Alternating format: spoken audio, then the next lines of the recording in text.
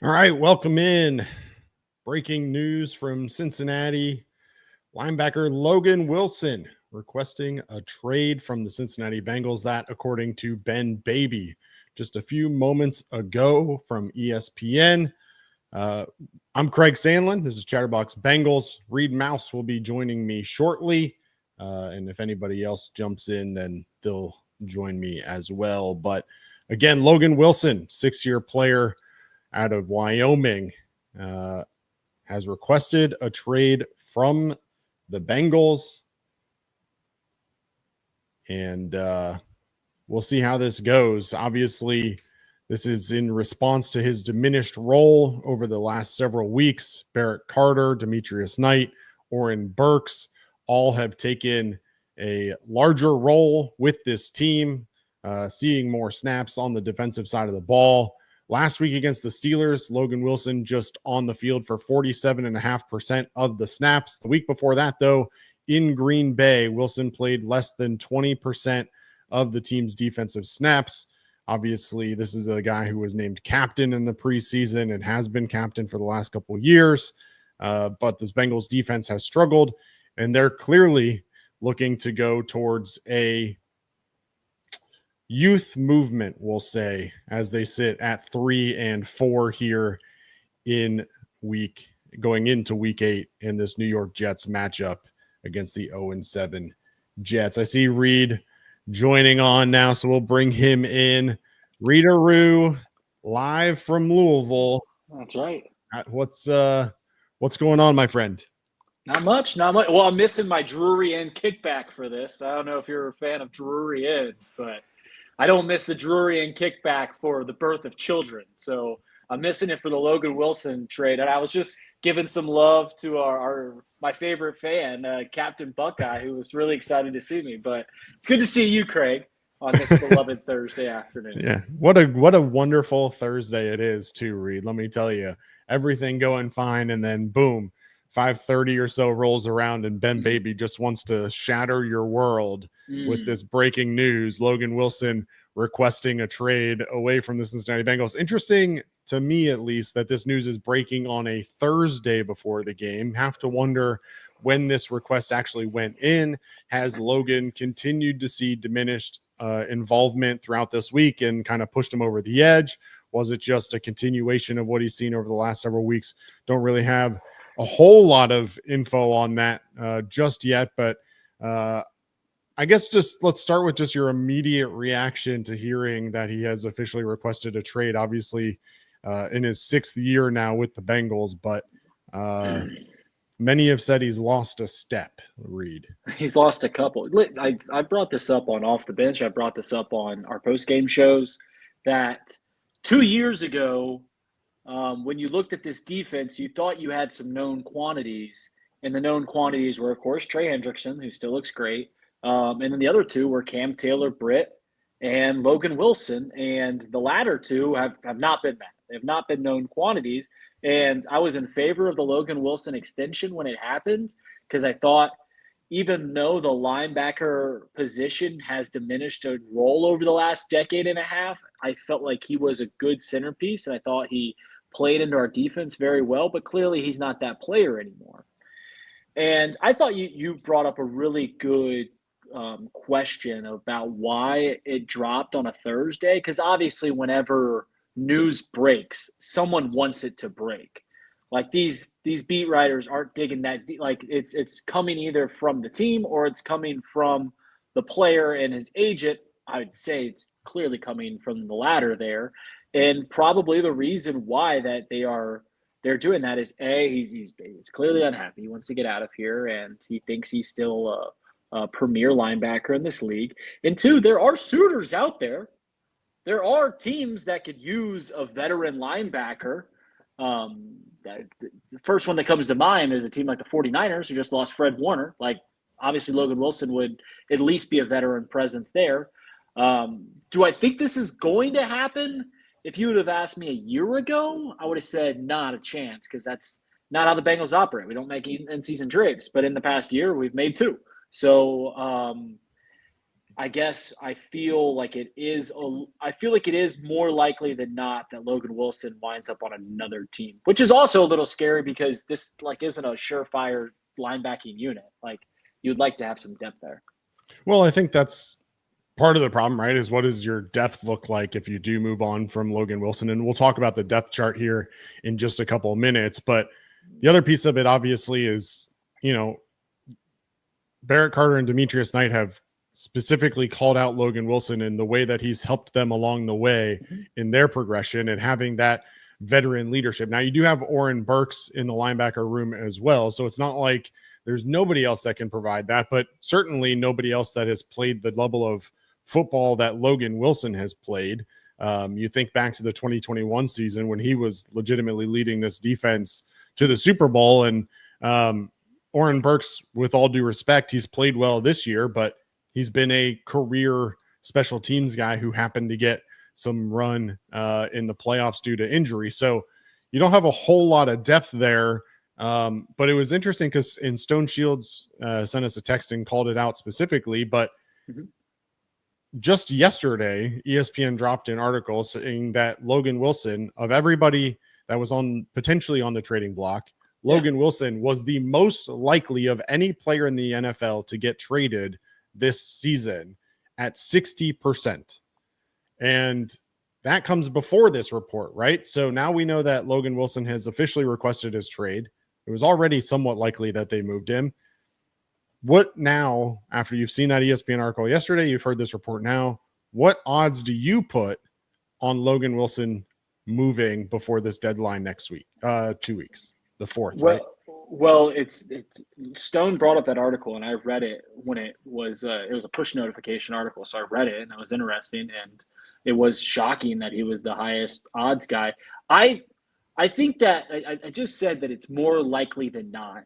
ESPN put it at 60% that he gets traded.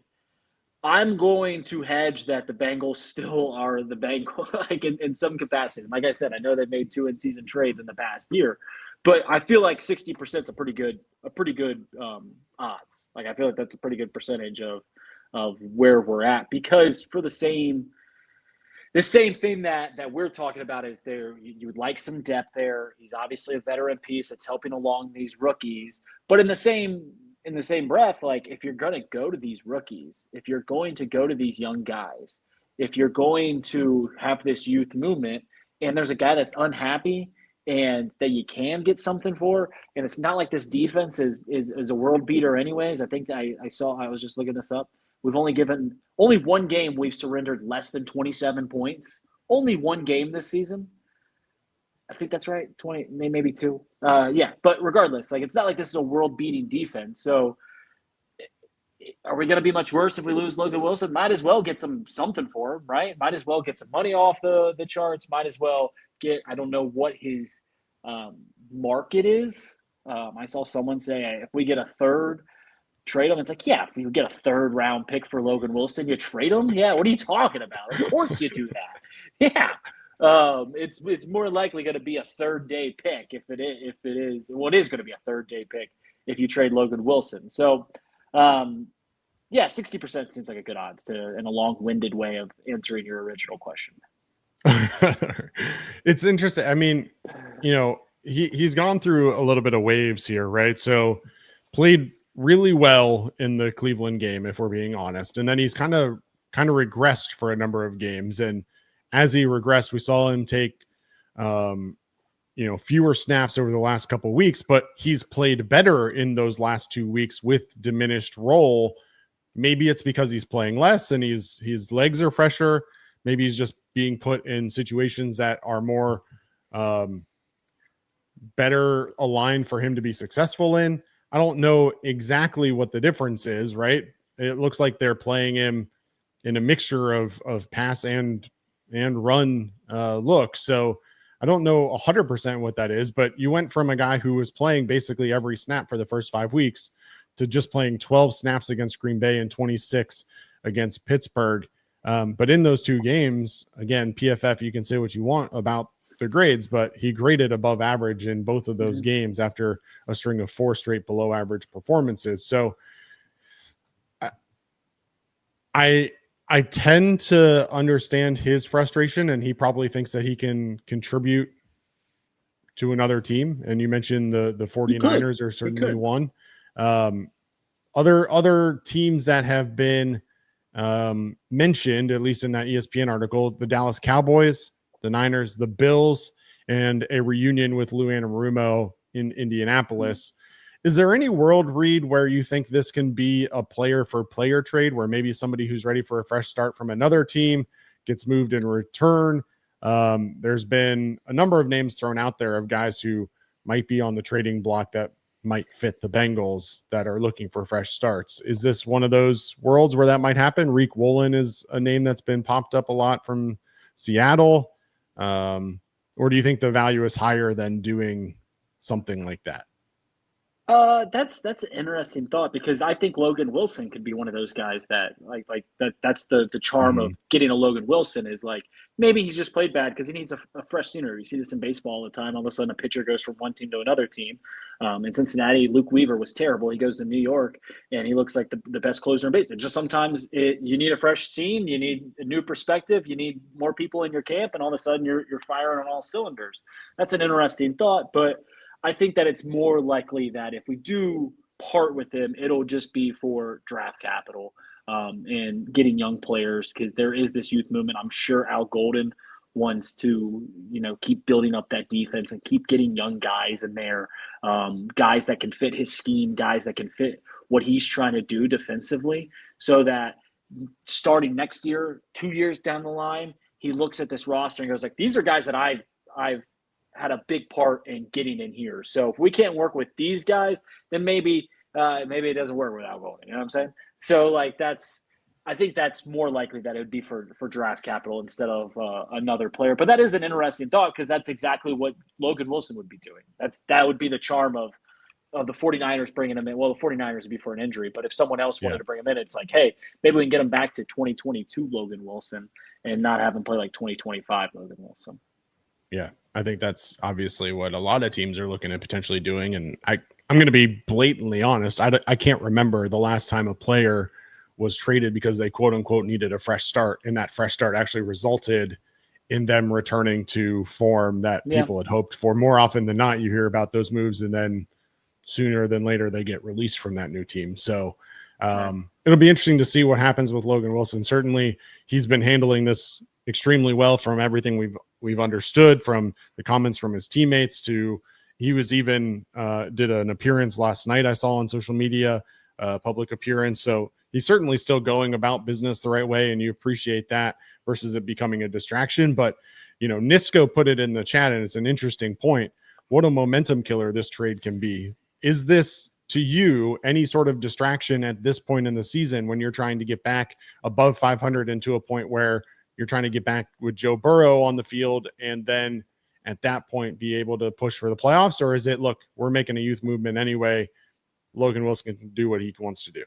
I would love to hear your opinion on this, but I'll say mine, which is I don't think this is a momentum killer. It's certainly a distraction and kind of a weird thing, especially for those young rookies that we are throwing out there so that they continue to play better, so that they're going to need some time, need some reps, need some snaps to get better. I'm sure it's really weird for those rookie linebackers. But in terms of a momentum killer, no, I don't think it is. I don't think it's going to cause some big uproar and some huge discord in the locker room, because I think everyone looks at this and understands where everyone's coming from. Like, I think that the players in the locker room go like, hey, I understand where the Bengals are going from. Keep playing these rookies. Keep getting them snaps. And I think everyone else that would also say, like, I understand where Logan Wilson's coming from. Like, he wants to be a player. He wants to be a starter. And if he's not going to get it here, then he's going to request. So I don't think it's a big momentum killer, a big distraction, because I think that more often than not, these guys are professionals and they're going to look at it like, all right, I understand everyone's side. What's your opinion on this?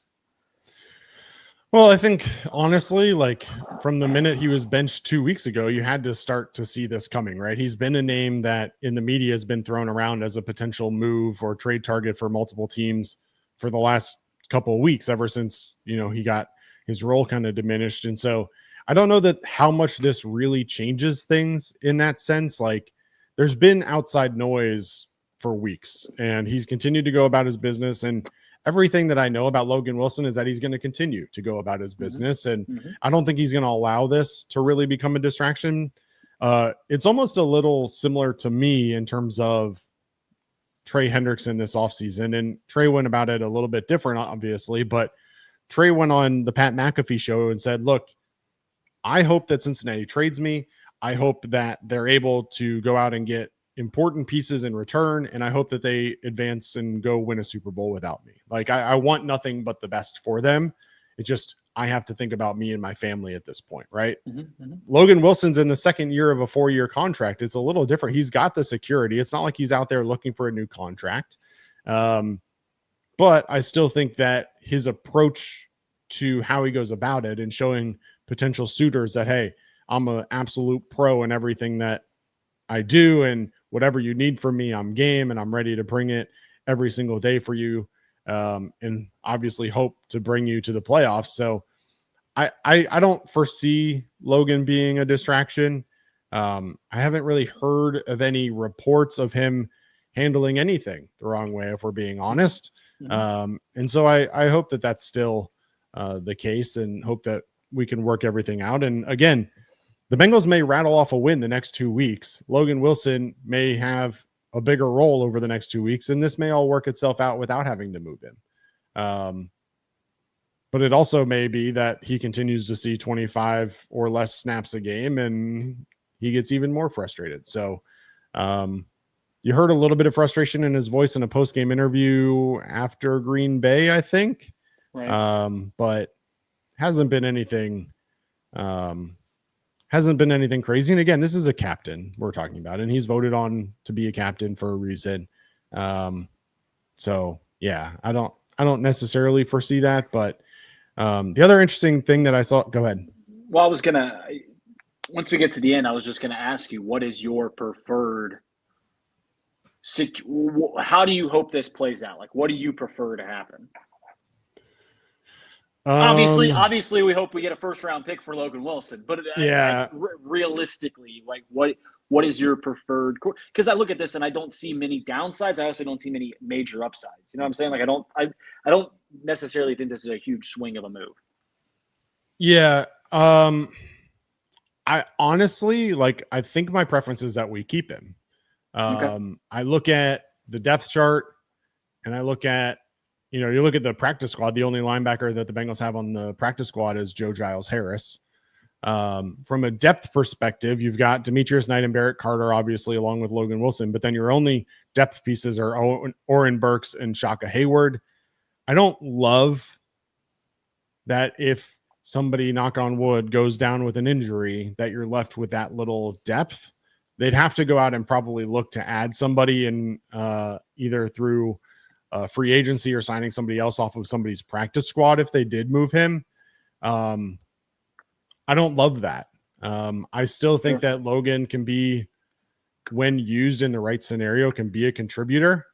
I just think it's the right scenario, and him playing every down, as much as he'd love for that to be, I just don't know that that's what's best for the Bengals right now. And for a guy who's got 2 years left in his contract, I don't necessarily know that it's overly important today for him to figure that out. So that's the other piece of this is, if you're the Bengals, he's due to make $6 million next year. I think it's not like he's crazy paid. He could very easily be a vet piece for you if he'll allow it, but he's got to be on board with that plan too. I'll play devil's advocate here, and I fully get. I don't think that there's a wrong answer when people say, like, I want to keep him, I want to trade him. I don't think there's a wrong answer that the Bengals can do between keeping him or trading him. But if I'm playing devil's advocate with the side where you just took, which is I want to keep him around because what happens if one of these linebackers go? I'll ask this simple question: the Bengals are 31st in yards per game given up. They're 31st in points per game given up. And I just confirmed it. Every game other than the Browns game, they've given up 27 or more points. 27 or more points. That's not sustainable. That's not a good defense. So, we lose Logan Wilson, and we trade Logan Wilson away, and then Demetrius Knight gets hurt, and we're playing Oren Burks or whatever the situation is. It's not like we're going to be taking this middle of the pack defense, and all of a sudden we're a terrible defense. We're a terrible defense already. Like, it's already a bad defense. I'll ask the simple question of how much is it going to hurt us to lose our third linebacker, our second string linebacker that is getting paid like a premier linebacker in the league. So that's just the devil's advocate question. No, I think it's a fair question. I think I look at it almost similar to like the Bengals rushing game through the first 6 weeks. Like, there's a difference between being last and being like last by a mile, right? Sure. And I think I look at that where, like, we talked all off season about all this Bengals defense needed to be was like somewhat average. We don't need them to be a top tier defense. And I personally would much rather keep Logan Wilson, go out and find an additional piece to add to this team versus removing, right? So yes, I agree with you. Does taking Logan Wilson away from this team make him significantly worse? I don't know that answer, but what I do know is that I'm in a buying mode right now. I went out and traded for Joe Flacco. I'm trying to make the playoffs. I'm trying to get to the point where Joe Burrow comes back to this team and can lead us into the playoffs. I'm not in a perspective right now where if someone's on my team and can help me, that I'm ready to move off of that person just to move off of him. I think that's part of the difference is like, what am I getting in return?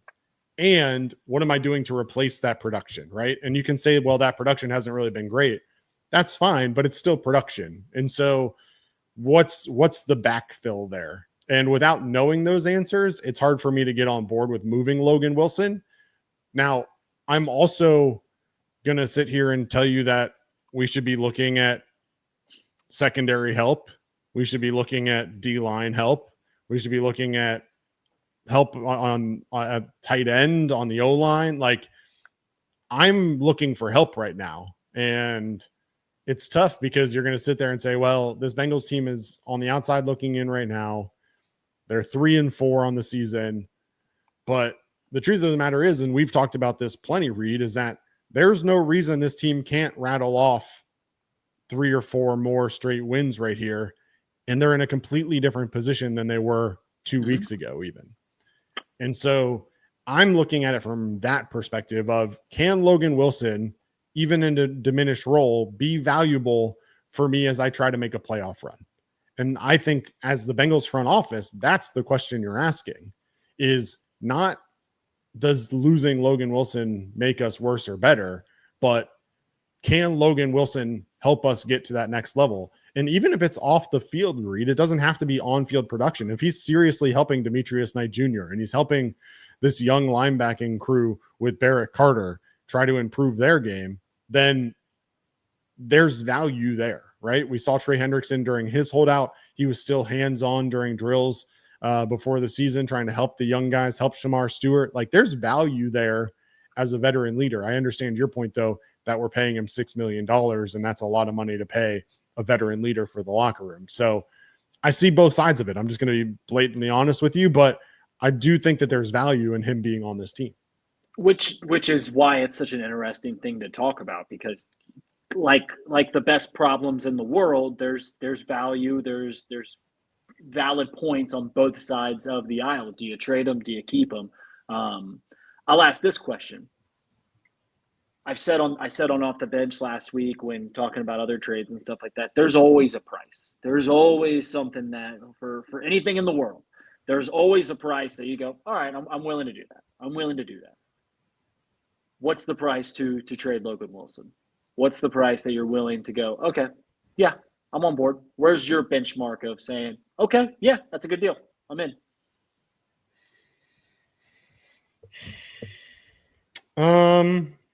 Is it a starting secondary? Is it? I mean, is it it's hard for me to lineman? Is it a it's hard to sit here and say that you can expect to get a starting anything back in return for Logan Wilson, but there's a difference between a starter and a contributor. And again, being in a buying mode for me, I'd much rather receive a player at this point than I would a pick. And my assumption is that every conversation is going to start with like a 6th round pick. And that's a no for me. Like I'm I'm not on board. interested I'm in with you. moving I'm Logan with you. Wilson for a 6th round pick. I just don't think that's worth it. But I think that's where the conversations start with most of these teams. I don't think they're going to come in and be like, hey, we'll give you Reek Woolen straight up for Logan Wilson and let's do that. I just don't know. Maybe they do, maybe they don't. I also don't know that I move Logan Wilson straight up for Reek Woolen with the struggles that he's had. Like, that's the conversation we got to have. Is it Reek Woolen and a 6 for Logan Wilson and a 7th? Like, I don't know. But I'm not moving him for a 6th round pick for sure. I'm intrigued by a 3rd, but I don't love, we've talked about this on endless occasions, Reed. I don't love this team's ability to draft. And so my answer is much different than what I think Duke Tobin's would be, because I almost like have zero interest in moving any player, whether you're talking about Logan Wilson, Cam Taylor, Britt, or Trey Hendrickson, for a draft pick. They could call me up and say, I'll give you a 1st round draft pick. And I don't know that I love that. Like, well, even the worst shooter, if you give him more shots, he's going to hit that target eventually. So that's why you'd almost want to bring. If it's a 3rd, I think that's a no brainer. I think that's a yes. You don't hang up the phone. You call the league and you get that done. There's nuance to this too. There is nuance to where, like, if you're talking about a 5th round draft pick and then they go, we'll take his entire salary, like we're taking the whole thing on. The nuance is, does this help you extend Trey Hendrickson longer? Like, does this help you make other moves? What does this help in other areas with that extra money? There's nuance to this conversation. It's not a white and black, like, hey, you're going to get this player and they're going to get this guy. Like, there is nuance. And the other nuance is, if there's, with the draft pick, what does that draft pick become? Like, every time you look at a trade for draft picks, you can go, well, they won, like the Micah Parsons trade. Like, you go, oh man, well, the Packers won because they got Micah Parsons. It's like, what if those 2 1st round draft picks turn into be all pro players? Then the Cowboys won. Like, there's always nuance to these conversations, and you got to let everything play out. Okay, so you're not even willing to trade Logan Wilson for a 3rd round draft pick, which I think is. I'd certainly have to have that conversation. I don't like, don't get me wrong. That's at least gets me intrigued. Now, if you come back to me, Reed, and you say, hey, we're going to trade him, like you just mentioned, they're going to eat some of the salary, the new team versus the Bengals, right? They're going to eat the salary. And you're telling me that they're going to go out and call Justin Simmons. They're going to go out and call Marcus Williams. They're going to go out and call one of these free agents who's still sitting there waiting for the right opportunity, right? We just saw, who was it that just got signed today to the Ravens? Carl Lawson just went to the Ravens, right? So there's guys out there who are sitting there waiting for a call that may be able to help this team. The question is, are there guys out there waiting for a call that can fill in a position of need? And what are those positions of needs? Like, do you call Kazir White, the linebacker, and try and backfill with him? Zadarius Smith is still out there. So there's guys that potentially could help. But what's the interest level from those guys? What's it going to cost? And what is the Logan Wilson money situation going to look like? Yeah, it's, I don't know. That's interesting. And I don't know. I like we've circled around 4 or 5 times on this podcast now. I think we are all on board for a wait and see for whatever happens. Like, we can talk ourselves into, okay, this makes sense. Whatever they do. Like, it won't take too much twisting of the arm, unless it is like a true, like, oh, we're going to pay his contract and we're going to pay his contract for a 6th round pick. Like, that's what we're going to do. Because then I'm out. Then I'm like, what are we doing here, Bengals? Like, we're at that point, you're just being nice to Logan Wilson because he asked you something. Right. And I'm not in the business of that. I'm not in the business of doing that. So there has to be value there with whatever we do. But we'll see. We'll see what happens. Yeah, it's I wanted to, since we're talking about it anyway, I did want to just quickly pick your brain for this purpose. And I know you guys have talked about this on Off the Bench and the Stone Sealed Show and everything already, but pick away, baby. The Bengals had 3 different players listed as one of the top 25 most likely players or best players available to be traded. You talk about Logan Wilson already, Cam Taylor, Britt, and then Trey Hendrickson were all on this ESPN article. Let's say things go sideways and you don't get let's say the Jets come in, guns blazing, they find a way to beat you. Then you play Chicago, they find a way to beat you. Then you've got your bye week, which is aligned with this trade deadline, which is November 4th. Is there a world where we see all three of those guys moved this season still? And what does it take for you to be on board with doing a quote unquote like sell off of those guys? To trade Trey Hendrickson, there is no world in which the Bengals trade Trey Hendrickson that doesn't have them losing to the Jets this weekend. Like, they'd have to lose to the Jets this weekend to even entertain that as a possibility. And it would also require them to lose to the Bears the following week. Like, they would have to go 0-2 these next 2 weeks to even entertain the Bengals. Be like, all right, maybe we should get rid of Trey Hendrickson. And then at that point, you'd have 2 days? 2 days to get the deal done. Cam Taylor-Britt is a little more interesting. Cam Taylor-Britt is interesting because I think he does fit in this similar mold as Logan Wilson, as this was a former starter, a former ascending star in the league on this defensive side of the ball, to where he's not playing. He was a healthy scratch. Like, he wasn't on the. They thought so little of him that he wasn't going to play last week. So there's a chance in which, if let's say I have it about 60% that we trade Logan Wilson. You trade Logan Wilson this coming week. Maybe you're just like Duke Tobin and you're feeling yourself and you're like, all right, let's start dealing. Like that could happen too, to where you're just like, all right, we're already calling people for Logan Wilson. Let's just keep the train going. Let's keep the phone lines open, and we'll get rid of Cam Taylor-Britt too. So if I have Logan Wilson at about a 60%, I have Cam Taylor-Britt being traded 20%, and I have Trey Hendrickson at like less than a 5%. Like, I have him. Yeah. Like, I don't see Trey Hendrickson leaving this town. It would require a really ugly performance on Sunday and next Sunday at home to even think that happened. But Cam Taylor-Britt, I have a 1 in 5 chance that we get rid of Cam Taylor-Britt. I think there's still some people in that locker room that think that Cam Taylor-Britt just needs to figure it out and he'll be back to his old playing self. I think that there is hope that can happen. But I don't think we're living in a reality where we're going to see all three of those guys get traded away. Yeah.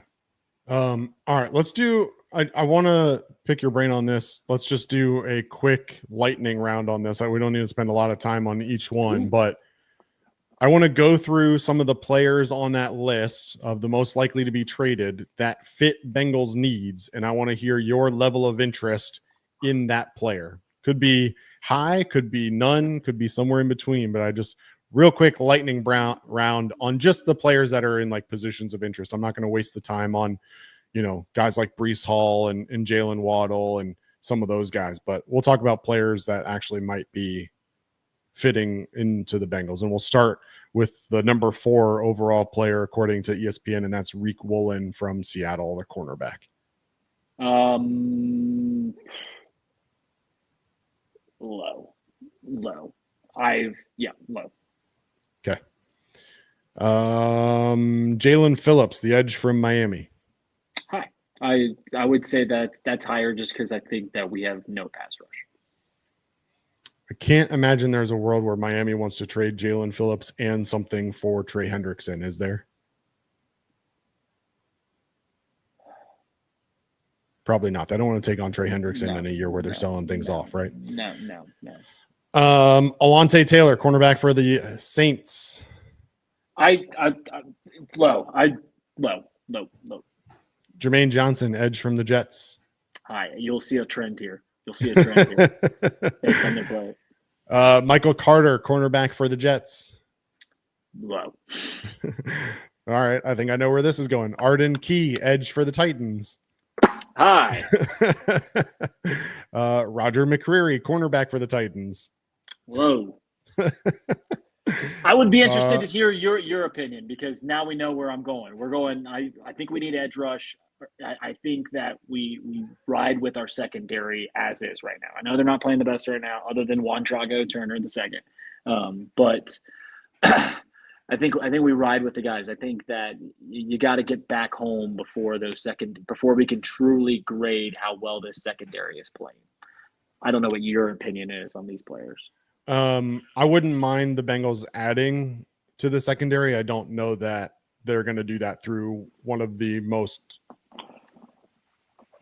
attractive trade targets on the market, though, right? Like, they don't need to add a top of the line corner, but if they could add some depth in the nickel or, dime packages, then I'm all for that. Okay. But let's switch it up a little bit. Let's go away from the corners and the edges that have been listed. Braxton Jones, the offensive tackle from the Bears. How old is he? I mean, if he's getting traded, he's probably mid-20s, high 20s, probably. He's 26.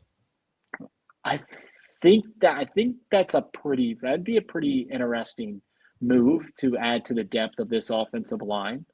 I think I'm high on that. I think that'd be interesting. Okay.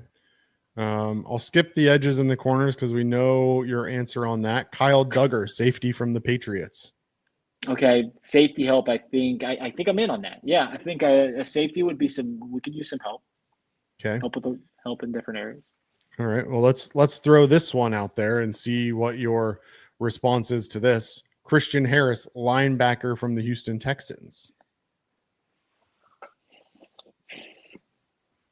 That's really interesting because if wouldn't that be 24 years old? Wouldn't that be the craziest thing ever? Like, this would be a truly like big brain move by the Bengals, to where they trade away Logan Wilson and then go pick up another linebacker, a younger linebacker, cheaper. You dump some money, you get some draft capital, and then you go and get them. That's the most interesting move that I've heard, because I think I'm on board with what you've said about, like, I do want some depth in that linebacking room. I do want something there. So that's about as interesting as anybody that you've said. Yeah, I mean, talk about guys who could benefit from a fresh start. He seems like one that really stands out to me. He was really good at first. He got hurt, lost his job because of injuries, really. And everything I've heard is that he's healthy now. He just, because of the injury, lost his starting role and has been kind of a backup now in Houston. So he'd be very interesting. He's much quicker, I think, than Logan Wilson.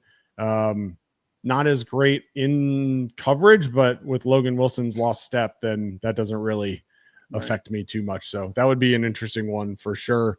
Last one on the list is the offensive lineman. He's a flex tackle guard, Evan Neal from the Giants. Yeah, I think the same that we just said about the Bears guy earlier, where, like, yes, I think some depth on that offensive line would go a long way. I think Orlando Brown's a little older. Amarius Mims has shown throughout his entire career, even in college, that he gets banged up quite a bit, that you're going to need somebody that can move in and out, especially with, I mean, our guards, we have a bunch of them. We have a bunch of guards right now. I don't know how good any of them are. But I think having guys that can flex in and out is just a luxury that I think the Bengals should invest in. Yeah. All right. Once again, if you're just joining us, Logan Wilson, Bengals linebacker, has requested a trade from the Cincinnati Bengals. Reed is on board with trading him for a third-round pick or better, potentially a player swap. I'd prefer to get a player in return because the Bengals are going to have to backfill that, and they have some needs elsewhere as well. Reed, any final topics you wanted to hit on during this, or final thoughts that we need to touch on that we haven't touched on yet?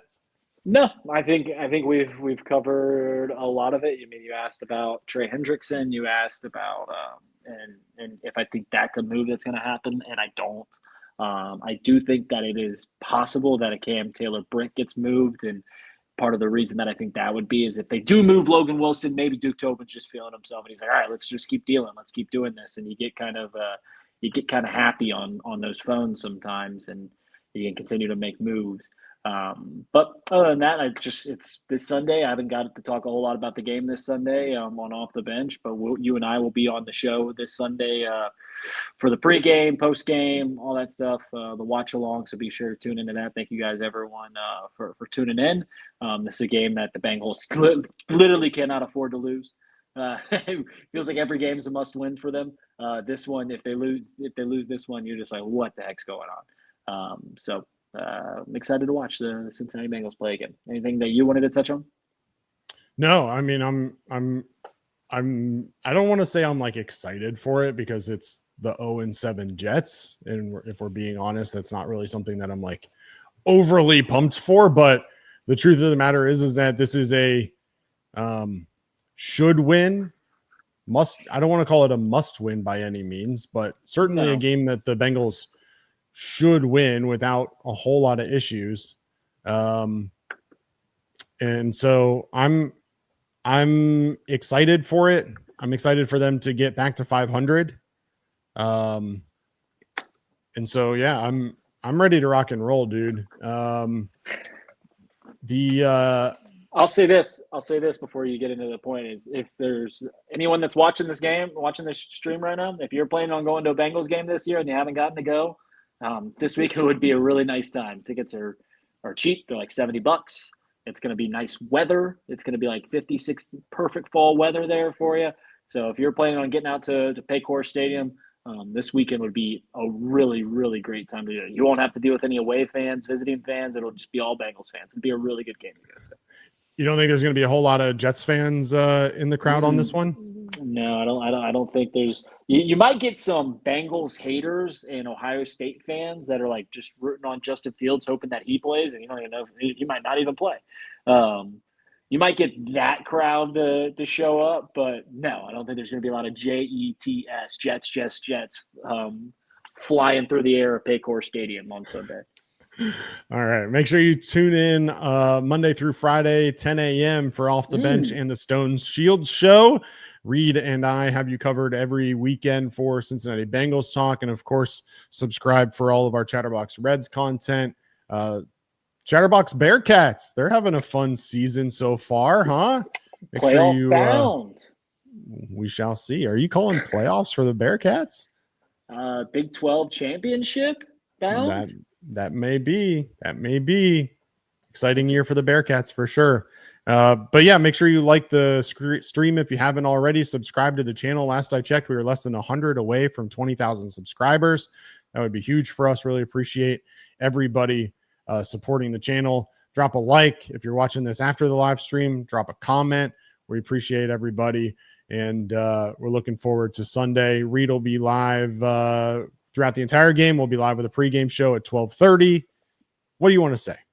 There's one thing before you wrap this up. I got to tell this story. All right. It's a very quick story. I'm working here. I'm in Louisville doing some side things, and I'm working this trade show, this lawn care equipment trade show. And I saw something today that I hope everyone that's watching this show gets to experience sometime in their life. I saw an Amish person riding a zero-turn mower with the genuine enthusiasm of a 4-year-old at Disney World. And I hope that we are all so blessed that we get to see the same joy in someone in our lives that we love dearly as I saw in that Amish person riding that zero-turn mower today. It was a truly beautiful thing to behold. It was amazing to watch that Amish. I mean, he was so excited. A grown man riding around on that zero-turn mower. It was amazing. I hope you guys all get to see something like that someday. Do you have a nice big yard where you can be riding around in a zero-turn mower one day? I do not have I do have some yards that I take care of, but I do not have a zero-turn mower. Do not have a yard big enough, though. Yeah. Maybe one day, Reed. Maybe one day. Father's dream, riding around in a zero-turn motor, little beer on the side. It's illegal. Only if they catch you. All right, we'll be back. We'll see you on Sunday. Bengals, Jets, pregame show live at 12:30. And we'll take you through the whole game, live reaction and commentary, and then we'll be live for the post-game show as well. Until next time, for Reed Mouse, I'm Craig Salins. Has been Chatterbox Bengals.